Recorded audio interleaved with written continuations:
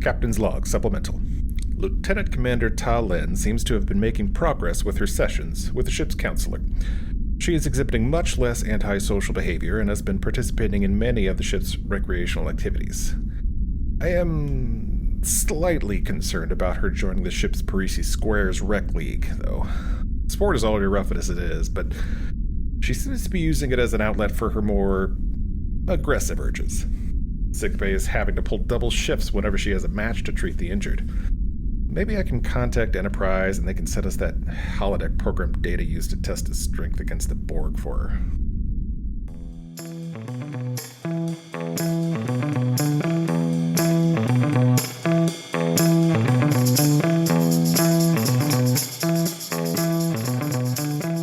Welcome everybody to Captain's Log Supplemental. As always, I am Chris, and today our crew is a little bit different than usual. As always, I'm joined by my friend Rob. Hello. Producer Mariah. Hi there. Also friend, by the way. And today we're joined by special guest Eric, who is actually my brother and also a longtime Star Trek fan. Say hi to everybody. Howdy, folks. It's good to be here. So as I said, Eric is my brother. You may recall I had dragged him for not telling me he was getting engaged previously in the podcast. And that was entirely well-deserved. I am an absolutely horrible brother and son. I'm sure Mom and Dad will verify that. Yeah. No, they 100% agree. It's fine. But more importantly for this podcast, He is a longtime Star Trek fan, much like me. Why don't you introduce yourself and tell us a little about your Star Trek history? All right. Well, I would say that I have been a lifelong Star Trek fan. I think you've alluded to it in some of the previous episodes, Chris, but he and I used to watch Star Trek The Next Generation alongside our beloved mother. And that love of Star Trek and its progressive and hopeful view of the future has stuck with me for my entire life. TNG has always been my go-to in times of need, and my love has only continued after that.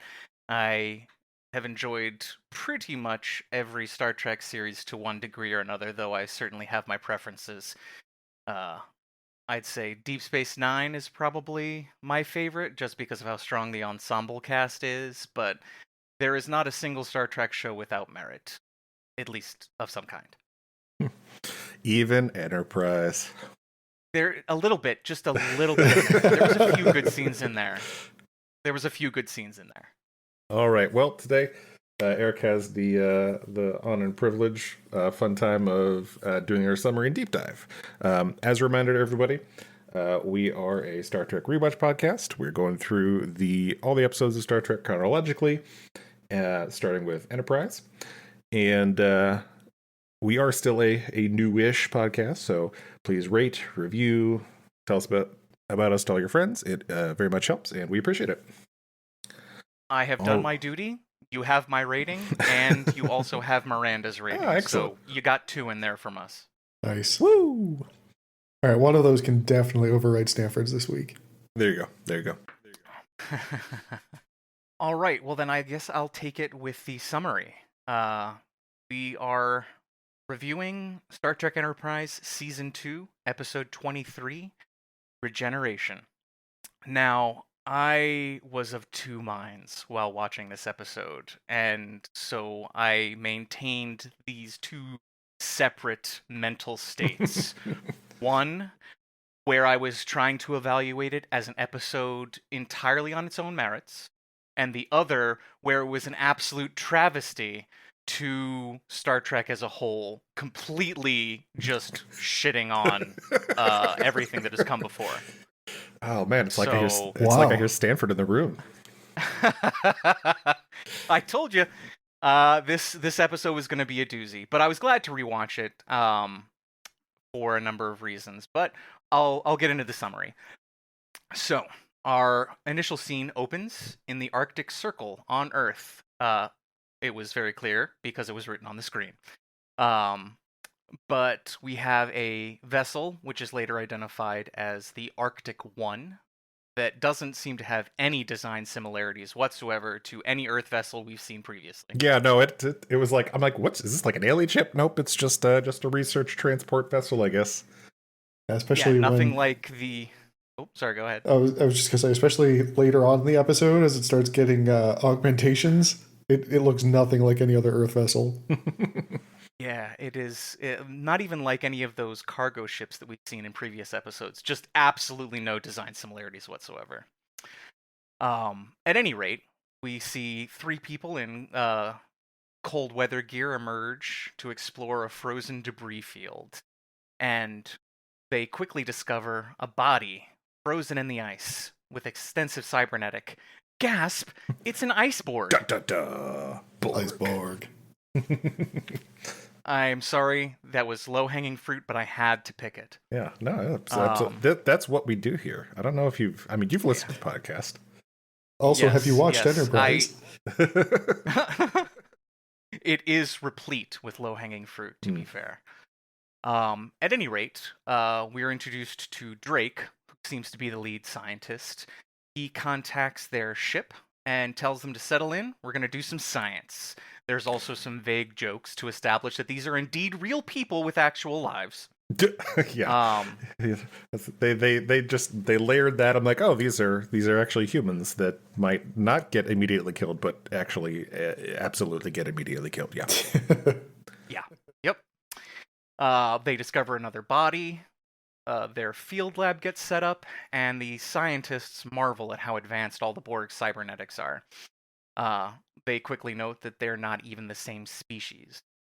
Somehow, they managed to date the debris to about 100 years ago. And I looked into this a little bit after watching this, and I tried to find a current method of dating materials, and there is absolutely nothing that should have been able to date this, considering it's from the future and it's traveled back in time from another planet. Like, there's nothing. It doesn't work. But hey, you know what? This is science fiction, so yeah. No, I was also Star like, Trek. 100 is I double checked the timeline too, and that did check out as far as like 100 years between First Contact and this episode, roughly. Yeah. But spoiler alert, yeah. They went to great lengths to try to keep at least that part internally consistent, but everything else gets thrown out the window. Yeah. But as you said, that puts it right in the era of the good old Enterprise E, traveling back in time during First Contact. And I had to say, come on, Picard, you've been to a national park before. You're supposed to police your trash. Yeah. He's supposed to be a Boy Scout. Yeah, right? He's, yeah. Leave nothing behind. It seems like a glaring omission for sure. Yeah, I mean, the Enterprise E traveled back in time. The ship was functioning. The sensors were functioning. What are you doing? No, it was fine. They had other things to worry about. Yeah, they were very concerned with other things. Spot. But after that, they contact Starfleet with their findings. Again, another issue, why there are 0 records of this encounter with the Borg in Next Generation will never be known, but hey, again, whatever. It's fine. You know, things happened. They got busy, and they did some things, and they forgot. I don't know. Cochrane was drunk. It was fine. Hey, Cochrane is drunk comes up multiple times, so that's fair. That's fair. After that, one of the scientists makes a very reasonable suggestion to isolate and observe the Borg that has been observed regenerating. The guy's like, no. You know, it's fine. I promise. Yeah, I got my laser shotgun on my lap. I'm totally fine. For a culture that seems to only watch old Earth movies, surprisingly few of them have watched The Thing, apparently. Right. Yeah. So one person has a good idea, and of course, in standard horror movie logic, everyone else tells him to go to hell. Yeah. He's like, shut up, you're stupid, we know better. We're going to do stuff. Yep, seat of Fuck our it, pants. we're gonna do it live. Yeah, exactly. We'll do it live. So yeah, after that very sound scientific decision that has just signed their death warrants, the other scientists managed to figure out that the debris once formed a sphere. And since their departure, that sets up the spooky, lonesome revivification scene. And I did note, in keeping with Enterprise, we almost had an eating or drinking scene, but that son of a bitch spilled his coffee. He did, yeah, right. No. I mean, it wasn't in the sink, so I mean, at least it was easy to clean up if he hadn't immediately gotten murdered. But there was some food or beverage. Yeah. So that drone starts to wake up. Cue the external shot with screaming and weapons fire, and the remaining scientists rush in to find the awoken Borg missing and the attacked scientist in media assimilation. We got treated to like a very sweet, very realistic CG scene of like people running through the snow. It was like it was real. It's like we were there. Yeah. Early 2000 CGs. Oh yeah. I had to laugh thinking back to this part of the episode because later on they comment on how heavily armed this research team was. Right. They had a single rifle. Pretty much, yeah. I noted that later too when Reed brings it up, but we'll get there. At any rate, Forrest gets informed that the Arctic exploration mission has gone dark, and of course flies out himself to go see how they fucked up. I mean, I was happy for Forrest because he actually got to leave his little conference room thingy that he's always in when he talks to the Enterprise. Yeah. So at least he got to do something this episode. No sad phone call, Forrest just a sad time. away mission. Mm-hmm. At any rate, we're already a quarter of the way through the episode, and we finally see the Enterprise, with Archer informing the crew of the situation. And Reed actually has a reasonable question for once. They aren't anywhere near Earth. How could they possibly help? Right. But Archer spoils his fun by saying the Borg juiced their engines way beyond spec. But I'm going to call bullshit on the math here, because they are a Warp 5 ship, and they've been out there for more than a year now, and somehow this ship, which is going Warp 4 point something at this point, but still, like, math bullshit. Anyway. The Borg are headed in their general direction, and it's Enterprise's job to stop them, of course. So they start reviewing what Forrest has sent them, and Trip outs himself as a robosexual after calling one of the Borgs a handsome devil. Look, Trip, he's horny. What can we say? He's ready. He's always going to be perfect gentleman, but he's horny. We're still rooting here he will for treat that Borg like a lady. We're still here rooting for the Trip Reed bromance. Mm-hmm. Delicious. Oh yeah. I don't think we want to get to that one fanfic level, but yeah, I mean. No, I absolutely want that. We need to stop. Ooh, well. After that steamy scene. Reed goes to Phlox for help puzzling out what the Borg are capable of. And he questions the ethics of cybernetic enhancement. And of course, Phlox calls him out on his bullshit. Then we get a fun little reference to the Binars, giving us a little bit more background on a fun one-hit wonder species from the Next Generation. I missed that they were talking about the Binars. I remember them talking about like cybernetic implants, but I had missed that they were talking about the Binars. That's interesting. Yeah. I mean, they go a little bit in depth into the surgical procedure that all Binars undergo in their youth. So, yeah, I thought it was a fun little treat. But at any rate, Reed mentions that the research team was heavily armed. How could they have been overpowered? And my supposition is that they were very worried about polar bears. Yeah. I mean, sure. They weren't expecting people to rise from the dead. At any rate, T'Pol contacts Archer over the horn and lets him know that they've received a distress call from a Tarkalian freighter. The Borg's got him. Oh no! Of course, they've been Borg. Yes. Oh, it's a verb now. Yes. I used it many times in my notes. I said, bored. Yes, I have been very prolific in changing the parts of the English language that Borg belong to in my notes as well. Yep. But Enterprise races off to help, and we see the now super Borgified Arctic 1 slicing up the freighter like a sheet cake. And at this point, we hadn't gone further into the episode, so I felt I had to make a food reference. Yeah. I mean, we gotta keep with it, But the Borg have gone ham on the ship upgrades, and T'Pol says the life signs on Arctic 1 are erratic. And then Reed gives his most unenthusiastic pew-pew and knocks out their weapons. Small side note here.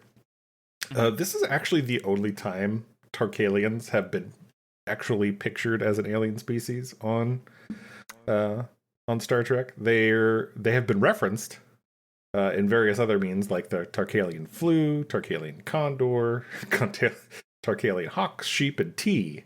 But this is actually the only time they're ever pictured. That thought had occurred to me because I'm like, Tarkalian. I know I've heard that about 1,000 times before, but I didn't know. I didn't look into it, and gosh darn it, I am less of a Star Trek fan because I didn't. I want to say I'm surprised, but with this episode being so fan servicey, I'm really not. Yeah, definitely fan servicey.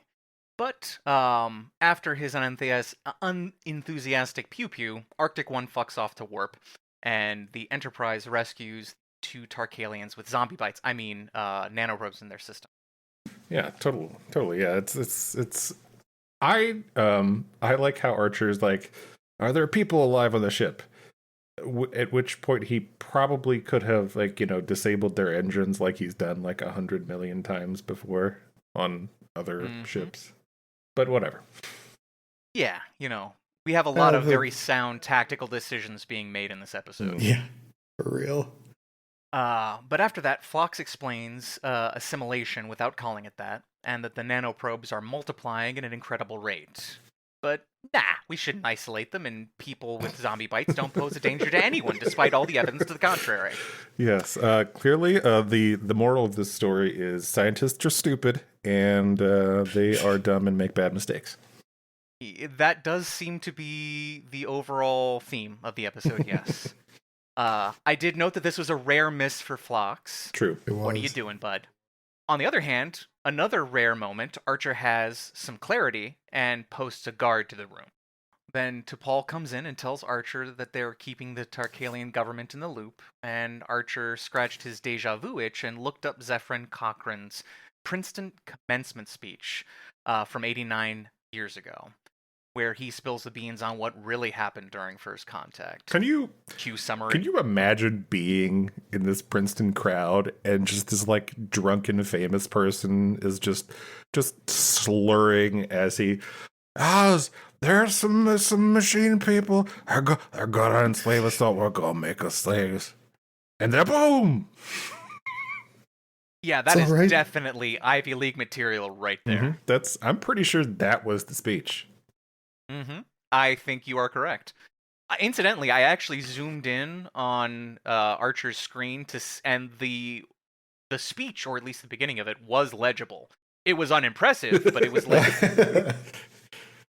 So, after the summary of the First Contact movie, T'Pol calls Zefram Cochrane a drunk bullshitter because time travel doesn't exist.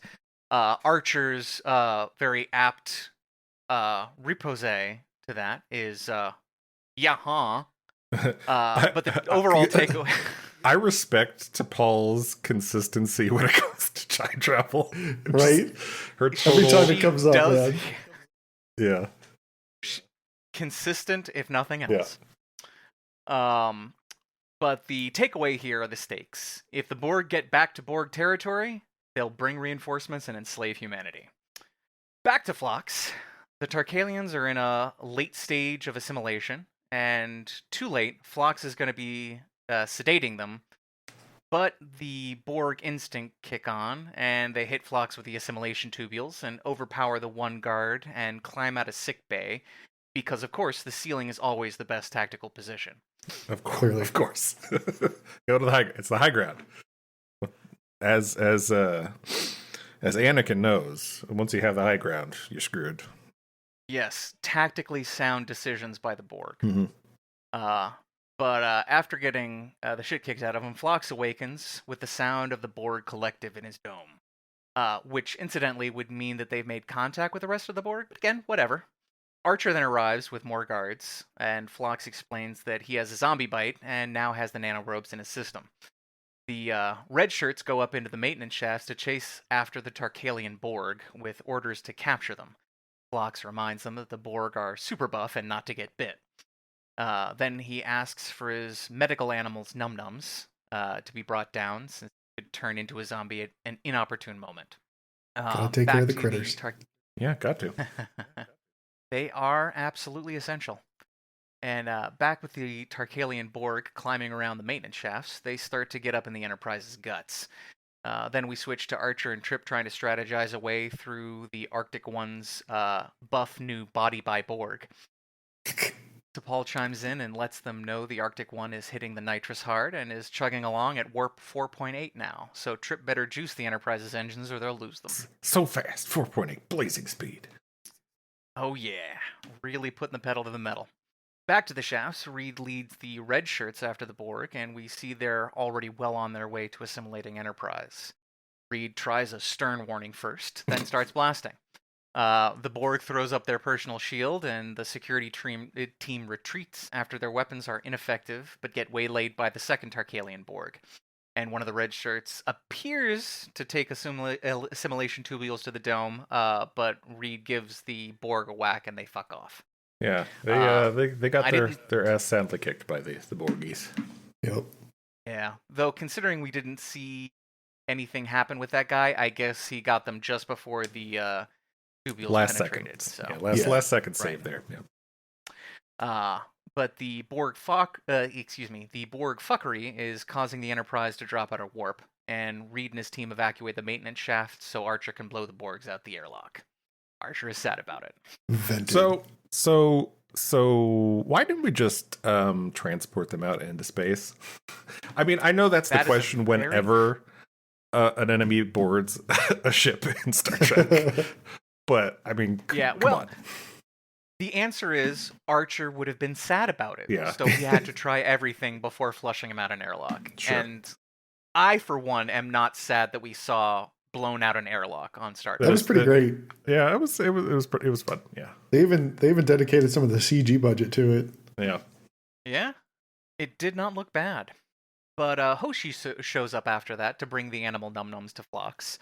Phlox puts himself on a hunger strike to avoid helping the nanoprobes, and he notices Hoshi is strapped at Reed's recommendation. Hope it's on stun. Hoshi tries real hard to be a pal, but Phlox is having absolutely none of it because he knows he fucked up. I just want to point out that who's ever in charge is like, hey, we need somebody to bring Phlox some food. That seems like woman's work. Hoshi, go to it. You know what? I cannot believe that I missed that moment of sexism. I'm ashamed of myself. It's a pretty consistent thing for Hoshi, unfortunately, in Enterprise. Gotta find out what Reed's favorite birthday food is. Uh-huh. Has to step in for cooking at one point. Yep. Yeah, they certainly do not do Hoshi any favors with characterization. But at least the animals got to eat. Yeah, I mean, there's that, sure. Reed and Trip are trying to undo what the Borg did in the maintenance shafts, and Reed and Trip get a boner for Borg tech. Reed then heads off to the armory. You get it, that's very sexy tech. I mean, come on. True, very true. But Reed heads off to the armory for experimental pew-pews. That's my favorite kind of pew-pews. Right? We're going to get weird with our pew-pews. It's sounding very penis-y all of a sudden. God forbid we sound penis-y on this podcast. Yeah, well, I'm pretty sure we sound that way anyway. Yeah, I think that ship has sailed. But Archer and T'Pol have a sit-down over beverages. Finally, we get the Enterprise eating scene. We've been teased for far too long. They took their time. Yep. But T'Pol questions the viability of rescuing the Borgified folks on the transport and recommends blowing up the damn ship. But Archer isn't sold. Back to Phlox, who looks like warmed over shit as the assimilation proceeds apace. He's having a rough go of it. Yeah, he is not looking good. Apparently, the denobulan immune system is helping keep them at bay. Phlox discusses possibilities for perching a system of nanoprobes, but his prognosis is not hopeful. So he gives Archer a neurotoxin in case he can't pull it off. That's another very zombie movie moment. Don't let me become one of them. I feel like that's take me out if I turn. I feel like that's a very Phlox moment, though. Like, I could see him doing that. On another note, it was super weird. I think this is the first time we see him in a bad mood. Yeah, that's true. Yeah. I don't think it's the first time, because he got kind of cranky when that one Antaran or whatever it was in that one episode. Oh, yeah, that's true. Yeah, he snapped at him. You mean the genocide by neglect? Yes. Yeah. Phlox is generally a very positive person, so seeing him down is very depressing. But once more with Reed in the armory, he's managed to modify the phase pistols to overcome Borg personal shielding. How he's measuring that is unclear. So that certainly wasn't a piece of Borg tech that he grabbed. So yeah, the other thing is too, like the kind of established thing with Borgs and how the Federation or whoever tends to get around the shields at least temporarily is modulating the the phaser frequencies or whatever. That doesn't seem to be what he's doing. He's just like, I'm gonna make it more powerful. Turn it up to 11. Yeah, I noted that too. But you know what? If they discovered modulation here, that would have just been a bridge too far, and it would strain credulity too much. Yeah. We had to let the Enterprise D discover something about that. Can't retcon everything, I know. Right. But the Enterprise catches up to the Arctic 1, which is almost up to warp 5, so Enterprise blows out their EPS manifold to get them out of warp. In response, the Borg send an activation signal to power all the Borgy bits within Enterprise. Power fluctuates, weapons go offline, and we finally get the Resistance is futile message. But crucially, they leave their name off the return address, so no one ever hears the name Borg in this episode. Yep. I just realized that that's true. Wow. How did that? Why did they make that decision? Because the Borg weren't discovered until the 24th century, so the name could not exist in the record until then. Yet, That's so stupid. Yeah, this is like, look, we want to make a Borg episode, but also pretend it never happened. Correct. Hey, you know what? Maybe at some point in the future, Archer's going to be delivering a drunk commencement speech at Princeton. Well, he does spend a bunch of time in front of podiums, so that's definitely a distinct possibility. Yeah, that's true. So, after this, we get a good exterior shot of Arctic 1, which at this point is barely recognizable, looking well on its way to becoming a geometric shape. The Borg start laying into Enterprise, and Captain Dewar heads off to the transporter room for a foolhardy assault, which absolutely should not be led by the captain. Yeah, he's taken a play out of the Kirk book, leading the away teams himself. He's ready to go. But yeah, I mean, I thought the same thing too. I'm like, why is the captain going on this read? Totally makes sense. Because he knows T'Pol is a better leader. You're probably right there. He does put her in charge. Meanwhile, Phlox is tuning into the Borg whispering sweet nothings into his ear while getting ready to be given a big old dose of anti-Borg radiation before he goes full zombie. Flops on that MRI machine thing that goes Mach 1 into the tube. Dude, I still love that. Yeah, I mean, I'll get to it at the end of the episode, but the fact that this fucking works, God damn it! Oh, yeah, we had to add the suspense that one of the crew is infected. Yeah. And And Phlox is definitely the most upsetting person to die because he's the only decent character.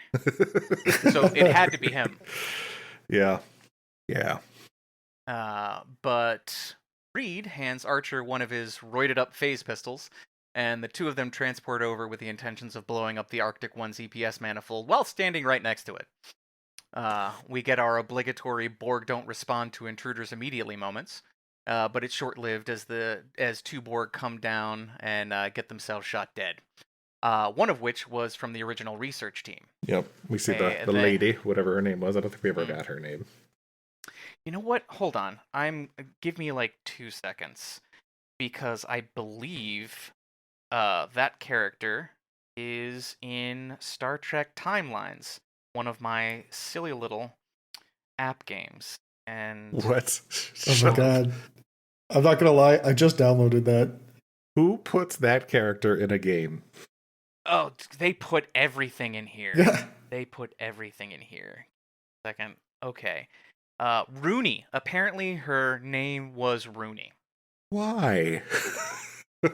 Yes. Don't ask me for answers on why Enterprise, Chris. Listen, because you're not going to get any. She's very important because she is one of the first human Borg. Yeah, okay, sure. Touche.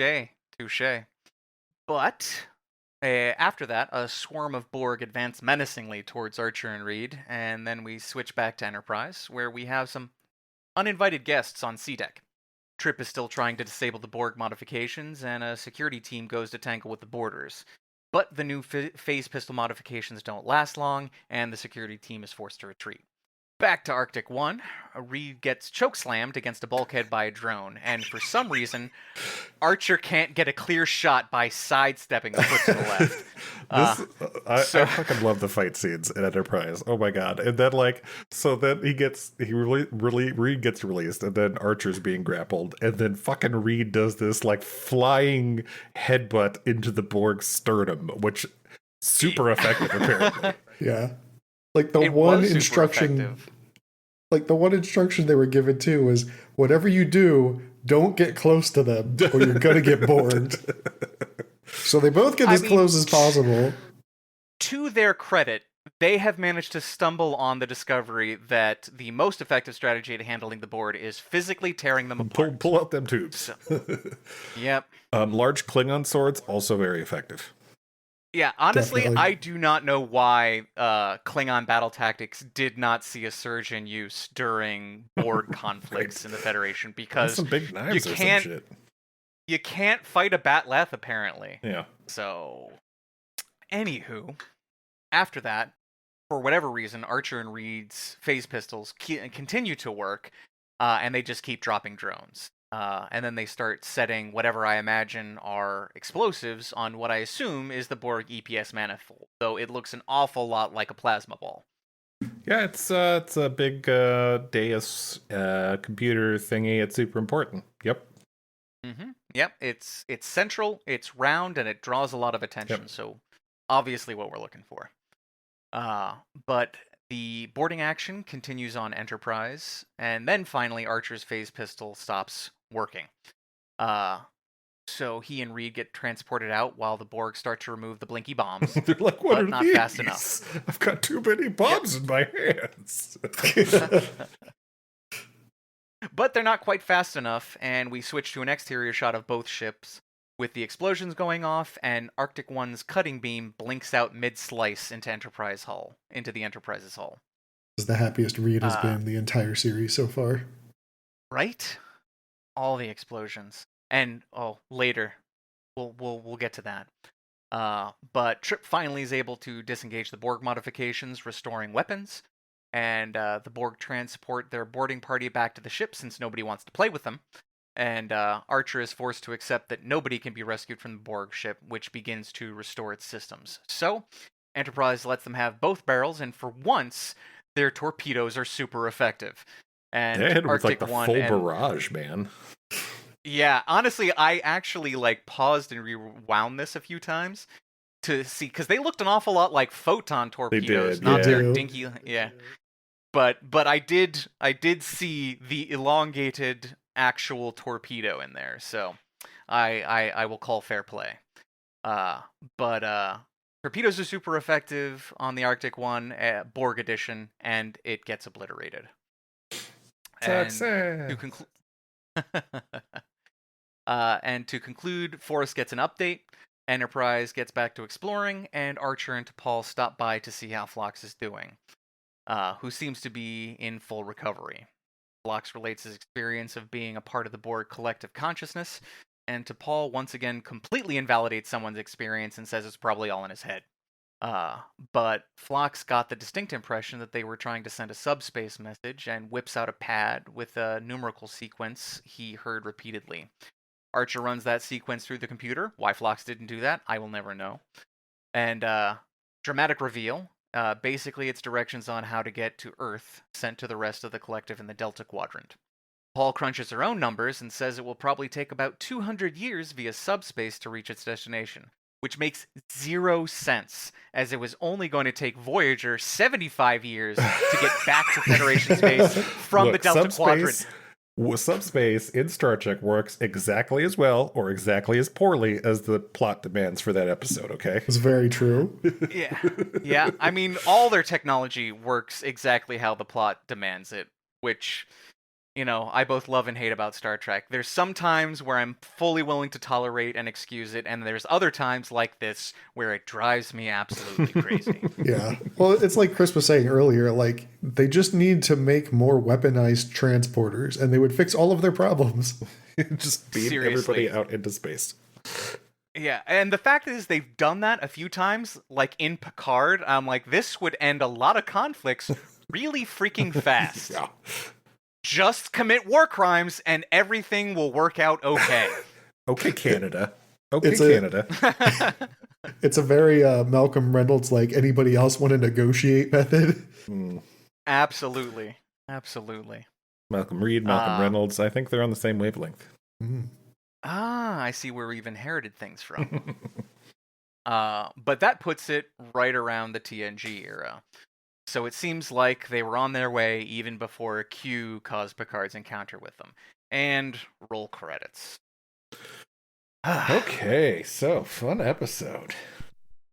Yeah, fun. That's definitely one word for it.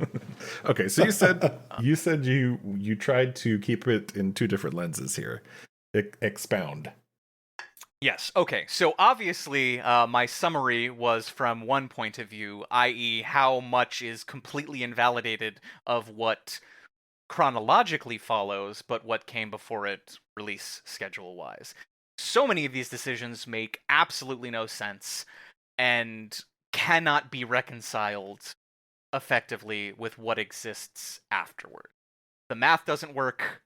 The fact that none of this information was passed from Starfleet into its archives to be later referenced by Picard and his crew when they encounter the Borg, that the fact that they're already on their way makes the decision that Q throwing the Enterprise in front of the Borg to tell them you aren't ready for this, it just invalidates so many things.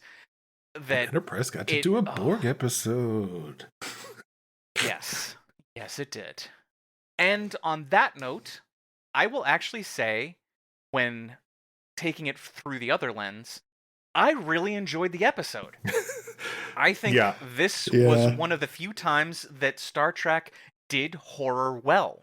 The Borg were scary again after what went on with Voyager basically effectively castrating them in threat level. So, again, the Borg were terrifying. They didn't know what they were. They were wildly outmatched, and just like Picard in his first encounter, they barely made it through. Yeah. So this is the same problem I have with Stephen King novels. The first third to 2/3 are amazing, but once they figure out who the big bad is and what they're going to do to beat him, horror just kind of loses its magic for me. Mm-hmm. Yeah. Yeah. No, and that's why oh, sorry, go ahead. No, I was just saying, I tend to agree. I think this was, in the lens of itself, not a terrible episode. Watching it, I generally enjoyed it, so yeah. Yeah, I'm not gonna lie. I Sorry, go ahead, Eric. no, like I was saying, this is one of the few times that Star Trek moved into horror, and while they don't do it very often, when they do it, they actually do a pretty good job. There was a few episodes in The Next Generation, uh, one of the earlier episodes of Discovery. They actually know how to tell a decent horror story. They just can't do it too often. Yeah, Strange New Worlds is a good one. A few good ones too with the Yeah. Gorn. Oh yeah, absolutely. Yeah, the Gorn. All right. All that being So, said, love Strange New World. let's get to our ratings on the scale of 1 to 5, with 0 being threshold, or maybe whatever that last episode we did was. Progenitor. Progenitor, according to Stanford. Where do we rate it? Well, in keeping with my previous statements, I'll give 2 ratings, and you guys can keep whichever one you want. As a standalone episode, I'm going to give this one a 4. I think they did a good job with keeping tension throughout the episode. A few questionable tactical decisions, sure, but overall, as a piece of entertainment in the Star Trek universe, I thought it was solid. I think they did a great job. When I first watched it many years ago, I was genuinely concerned for Phlox. So I cannot take that away from the episode. So standalone, a 4. In relation to the rest of the Star Trek universe, in context, gonna have to give it a 1. I cannot forgive its multitude of sins Oh, man. for everything that it did. Yeah. So a solid 2.5 then to split the difference. Yeah. Yeah, if that's the way you want to math it out, Yeah. be my guest. All right. Rob, what about you? So this is my first time watching Enterprise. I'm not gonna lie, this is my second favorite episode of Enterprise so far. Oh, yeah? Yeah, after Carbon Creek. Carbon Creek is still my favorite. That's right. Yeah. Um, So I'm gonna give this one a 4. Maybe I'm just in like that same mode that Eric was many moons ago, but I really like the episode, and I don't know. So much of Star Trek has been retconned at this point. Like I don't get upset about it anymore. And honestly, that was one of the reasons why I tried to keep the 2 lenses, because they're exactly right. There has been so many retcons, so many alternate timelines, Yeah. so many time travel episodes that invalidate one another. I feel like it's a little unfair to hold this one to a higher standard, but the inner pedant nerd in me will not rest. So I couldn't let it escape unscathed. Yeah. So for me, I think I landed on a 3 for this one. I generally enjoyed it. I'm generally a fan of the Borg stuff, but I think the things you pointed out also kind of I noticed as well, and kind of brought it down a little bit for me in general. Well, that takes care of the summary. When we get back, we'll have Eric's deep dive, which I believe you said is into the era of Arctic exploration. Is that right? Indeed, indeed. All right. Cool. When we get back.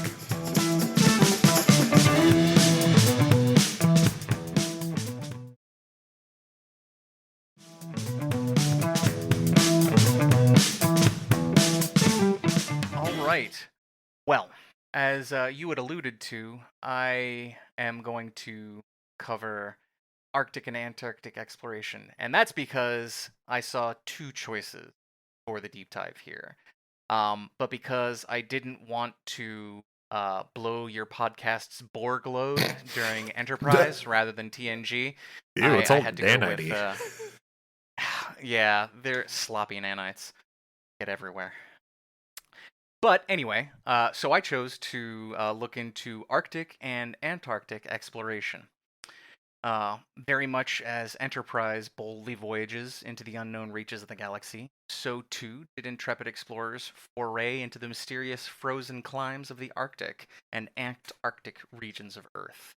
The most noteworthy expeditions taking place a little more than a century ago.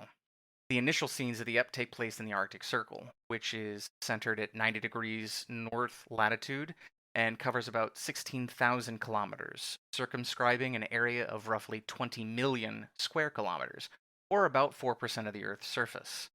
On the opposite side of the globe, at the Earth's southern pole, is the Antarctic Circle, covering an analogous amount of space. Both poles have seen a number of notable and sometimes tragic exploratory expeditions, the most well-known of them taking place during a time referred to as the heroic age of polar exploration, spanning the tail end of the 19th century and into the 20th century, closing after the end of World War I. In the Arctic Circle, one of the primary drivers for exploration was to discover and navigate the fabled Northwest Passage, the sea lane between the Atlantic and Pacific Oceans through the Arctic Ocean along the northern coast of North America via waterways through the Arctic archipelago of Canada. The eastern route along the Arctic coasts of Norway and Siberia is accordingly called the Northeast Passage. The various islands of the archipelago are separated from one another and from mainland Canada by a series of Arctic waterways collectively known as Northwest Passages, Northwestern Passages, or in modern times, the Canadian Internal Waters. That sounds More much less fun. dramatic. Yeah, I thought so too, but I included it for the sake of completeness. For centuries, European explorers, beginning with Christopher Columbus in 1492, sought a navigable passage as a possible trade route to Asia, but were blocked by North, Central, and South America by ice or by rough waters. John Cabot's initial failure in 1497 to find a Northwest Passage across the Atlantic led the British to seek an alternative route to the east. Interest rekindled in 1564 after Jacques Cartier's discovery of the mouth of St. Lawrence River. Martin Frobisher, and I'm going to butcher some of these names, so please don't correct me, had formed a resolution to undertake the challenge of forging a trade route from England westward to India.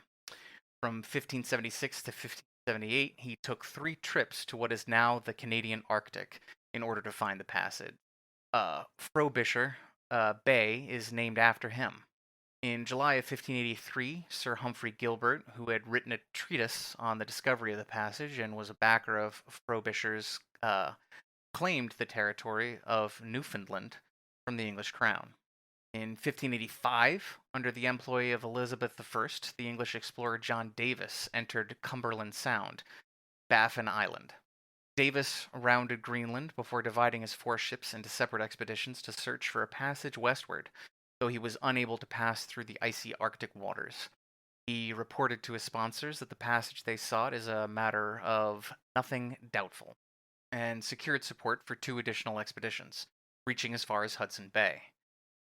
Though England's efforts were interrupted in 1587 because of the Anglo-Spanish War, Davis's favorable reports on the region and its people would inspire explorers in the coming century. 1609, while in the service of the Dutch East India Company, the English explorer Henry Hudson sailed up to what is now called the Hudson River in search of the passage. He reached present-day Albany, New York before giving up. He later explored further north in the Arctic and Hudson Bay for the passage.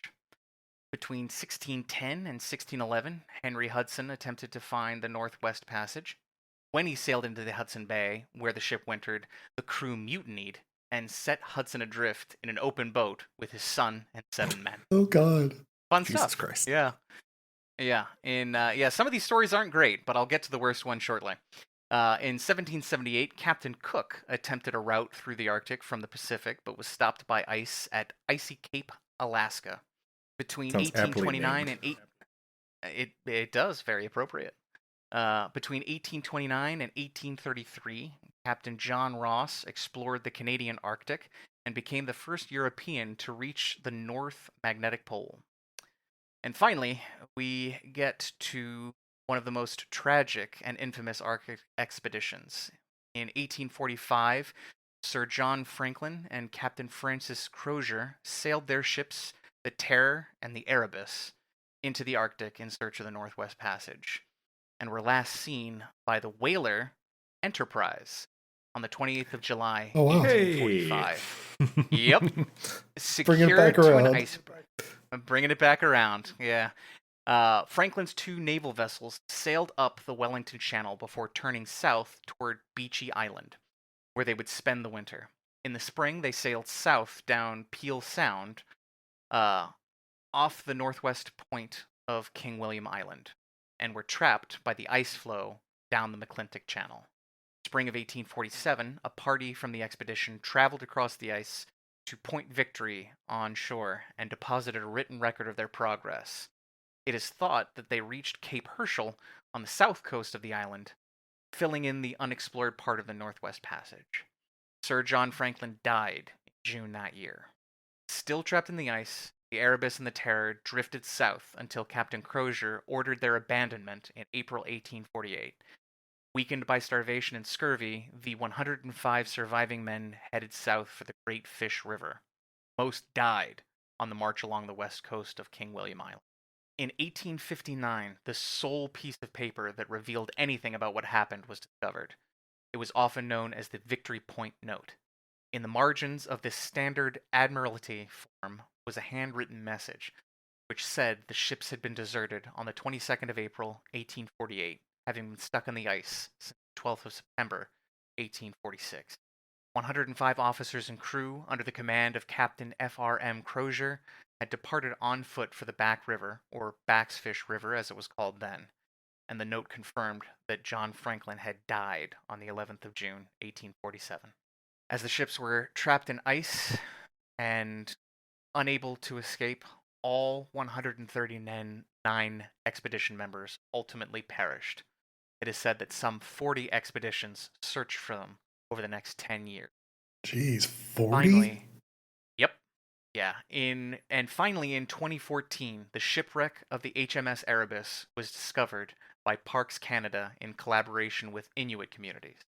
This and the following discovery of the HMS Terror in 2016 marked two of the most important archaeological finds in history. Crazy. On a less depressing note, yeah, there was all sorts of supposition about what happened because there was so little information. They simply disappeared. It wasn't until they found that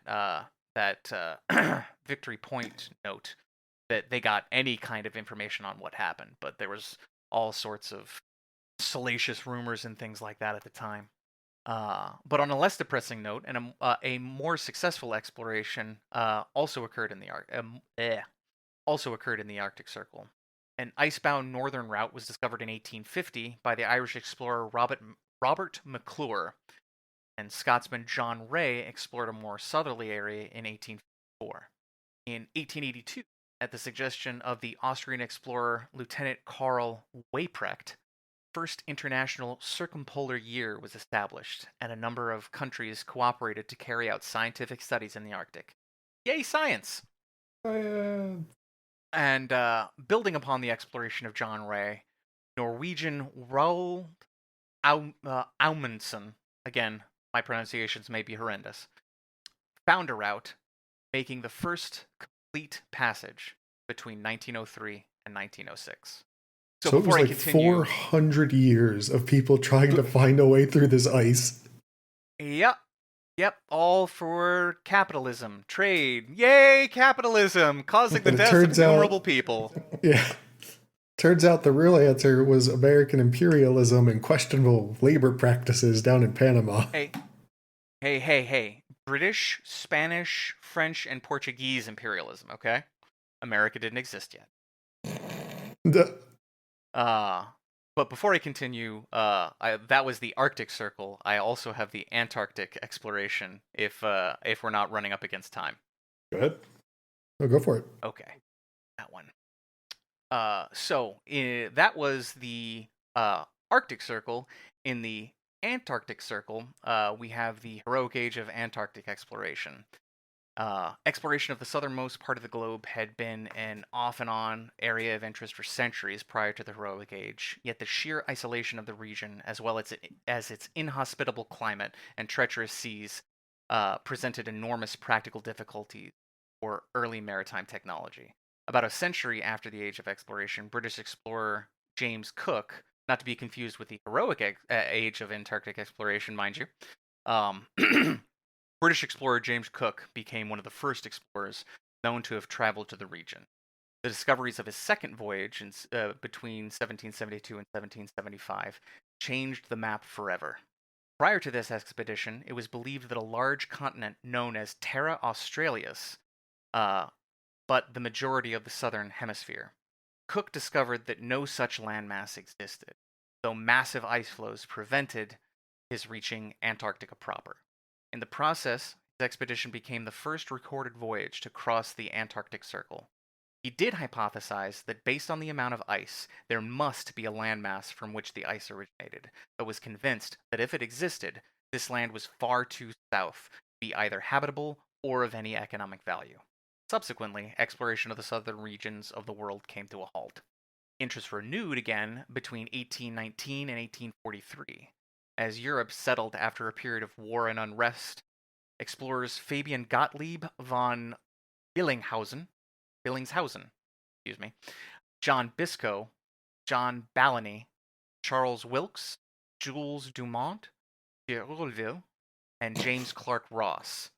Yeah, like I said, I'm going to butcher some names. There's a lot of them.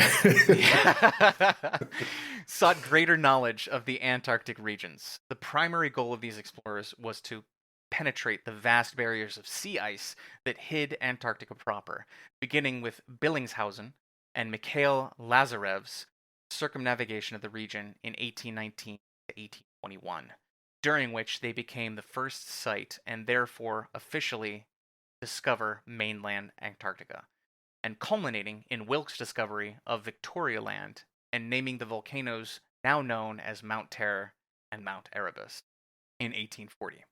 Much early knowledge of the lands south of the Antarctic Circle was also derived from economic pursuits by sealers and whalers, including the probable first landing on mainland Antarctica by an American sealer in 1820, though whether this landing was truly the first is disputed by historians.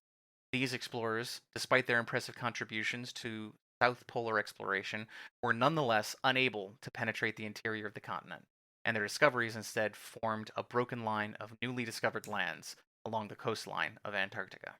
What followed this early period of exploration is what historian H.R. Mill called the Age of Averted Interest, following James Clark Ross's expedition aboard the ships HMS Aramis and HMS Terror in January of 1841. So prior to them getting fucked, Ross suggested that there were no scientific discoveries worth exploration in the far south. I mean, It had been not wrong. No, there definitely are. They all involve penguins, though. Yeah. It had been suggested that Ross's influence.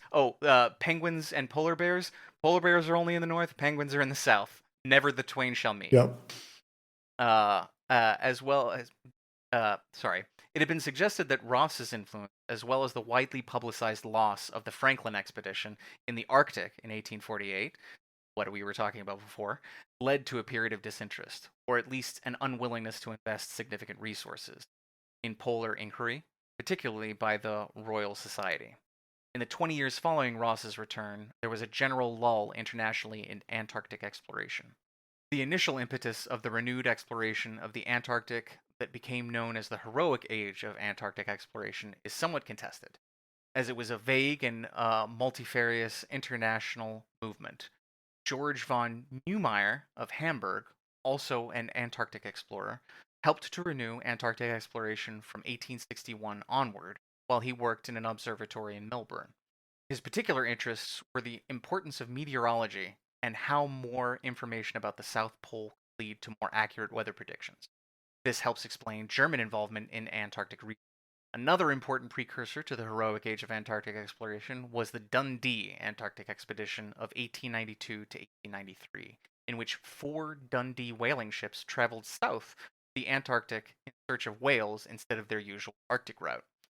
The expedition was accompanied by several naturalists, including William Spears Bruce, and an artist, William Gordon Byrne Murdoch. Publications, both scientific and popular, and exhibitions that resulted did much to reignite public interest in the Antarctic. Performance of the whaling ships was also crucial in the decision to build RRS Discovery in Dundee. Another particularly whale British. murder.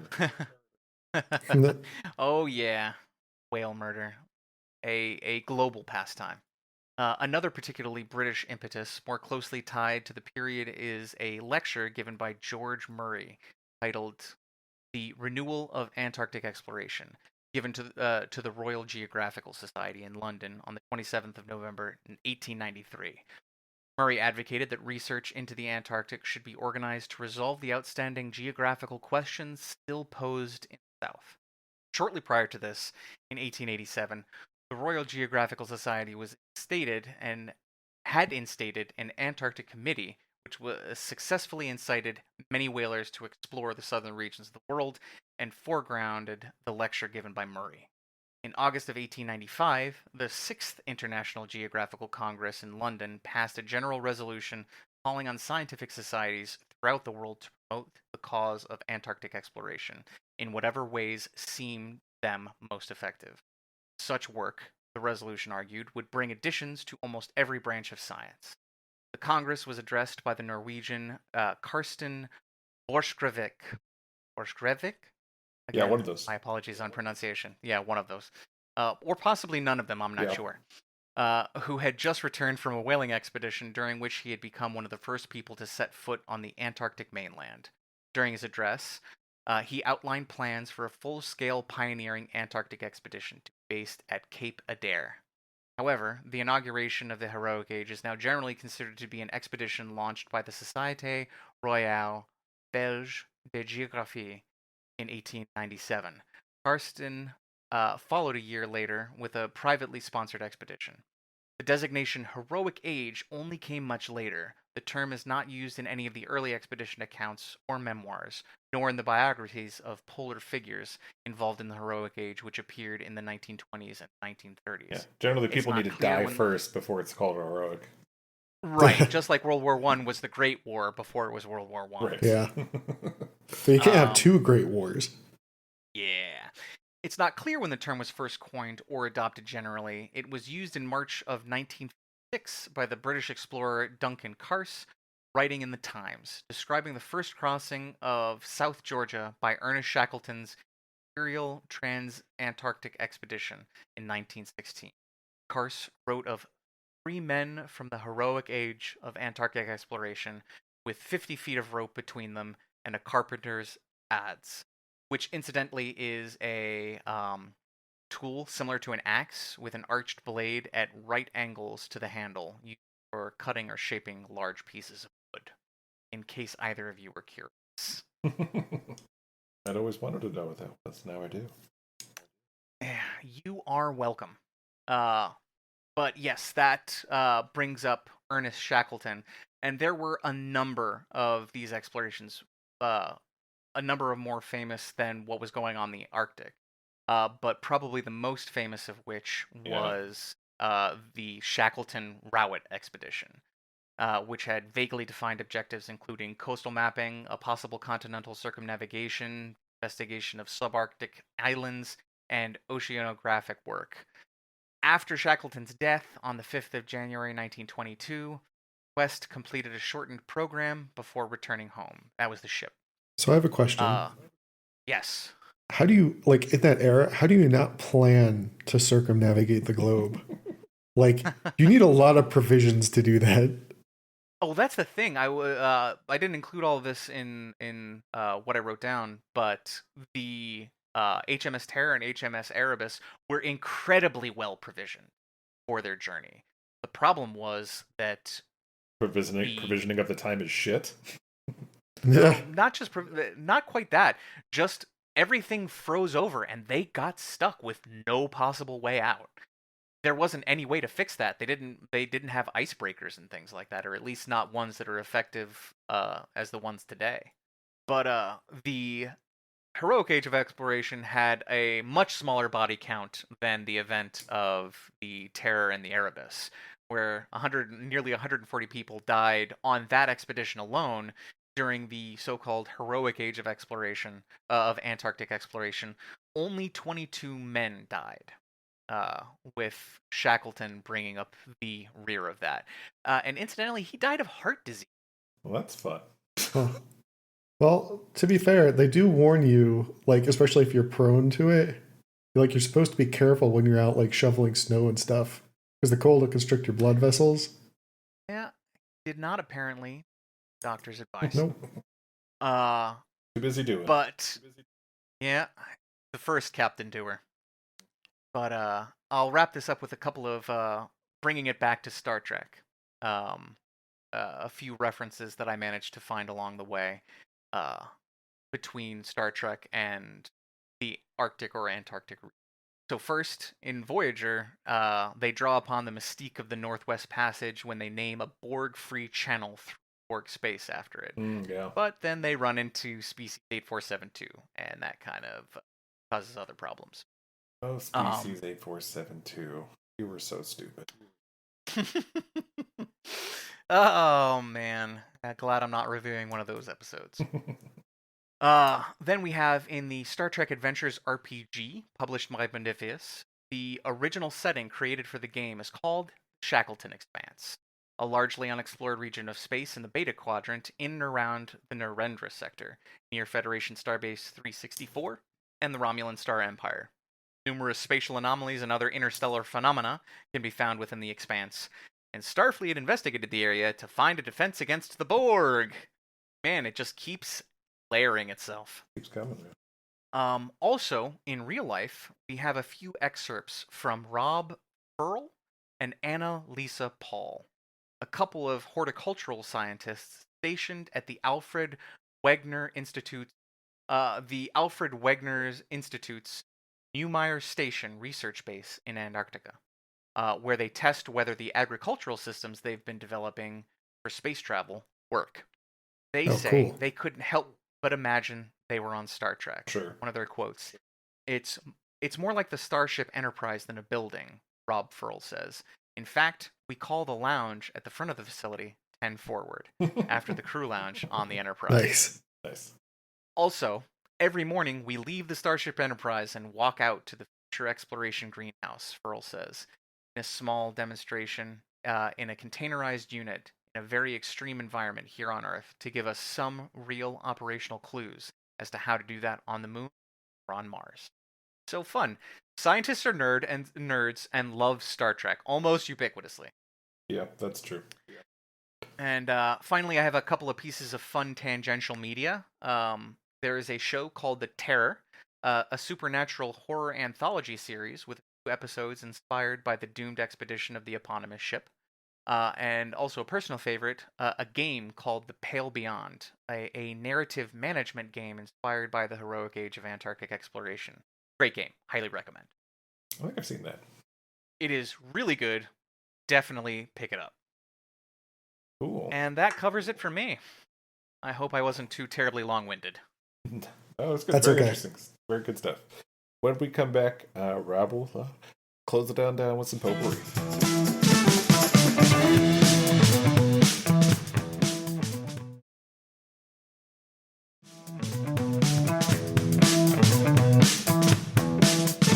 All right, so welcome back, everybody. So for the final section of this evening's podcast, I thought it would be fun to revisit an old game that we played. The listeners of the show would be aware. I hosted a quiz show once called Star Trek Episode or Romance Novel. I thought this week we could do Star Trek Episode or Victorian Novel. Oh boy. I love it. Yes. Romance novels my favorite. Not, I have to say, not romance novels in particular, but Victorian I know, but that was still my novels. favorite. So now I'm excited for Victorian. This is Nice. great. Yes. Okay. I have to confess, Rob, that I am so excited to be part of one of these quizzes Nice. because I always end up shouting the answers at nobody in my car during my commute, while Yeah. you guys flounder remembering next to nothing. Oh my So, god. like, I can't even imagine how frustrating it must be to listen to us. Especially me. I'm so bad at these. Yeah, I'm going to be honest. If I lose at this, I'm going to be so incredibly disappointed at myself. Rob, All I will be happy to keep score, which means that Mariah, you could play too if you want to. Oh yeah, you want to, Mariah? Sure. Okay. The sound of reluctance. All right. So, we're going to start off with an easy one here. Great Expectations. Victorian. Victorian. If it's Victorian novel. Yep. Everybody got that one. Whom Gods Destroy. Star Trek episode. Victorian novel? I'll go Victorian Novel. It's a Star Trek episode. Suck it. Suck it hard. Damn. Does it say where that came from? Is that a Discovery episode or is that a TOS episode? All right, so spoiler alert. Much like the last one that I hosted of these are all TOS episode names because they are so overly dramatic. Yeah, gosh darn it. That is the one series where I am weak. I've only watched the series one time. It's more than us. All right. Rough. Okay. Please continue. Our mutual friend. Star Trek episode. Star Star Trek? Trek episode. Man, you all got that one wrong. That is one of Charles Dickens's lesser known works. Dickens, you betray me. Dickens. What I hit you with two Dickens. Oh, so you're a Klingon, Rob. Jesus Christ. All right. The Woman in White. Victorian novel. Victorian novel. Yeah, I'm going to have to go. Yeah, y'all got that one. That's Wilkie Collins. That Which Survives. Star Trek. Star Trek. Yeah, I'm going to go with Star Trek on that one. It is a Star Trek episode. I'm so good at this. All leading, Our I think. Yesterdays. Definitely Star Trek. Yeah. I was going to say Star Trek? It's Star Trek, yep. The Moonstone. Victorian? Wait, Victorian novel. Yeah, Victorian? Yeah, it is. That was another They tried to Wilkie trick me Collins with the work. moon. Yeah, That was the throwing goal. us a curveball. Requiem for Methuselah. Jesus Christ. That is Star Trek. Yep. That sounds like a stupid Victorian Star Trek episode. novel. I'm going Victorian novel. It's a Star Trek episode. Okay. Yes. It sounded too stupid to be a Victorian novel. Yeah, that was one of the few I actually remembered 100%. Yeah. And then last up here, The Time Machine. Victorian novel. That's a Victorian novel. Yep, that's H.G. Wells. Yep, that's an easy one. All right, what are the scores, Did we all Stanford? tie? Well, that might have been a Mariah squeaked ahead at the beginning, but then y'all tied it up with that dumb Methuselah title. However, as we all are aware, our guests received the bonus 2-point guest score. So actually, Eric wins. Yeah. All right. Nepotism for success. Yes. Well, there you go, everybody. Thanks for tuning in for another week of Captain's Log Supplemental. As Chris mentioned at the top of the podcast, we'd really appreciate it if you would like, subscribe, share with your friends, give us a rating, a review that Stanford would be happy to read. But yeah, thank you, and we'll catch everybody next week. Bye-bye. Adios.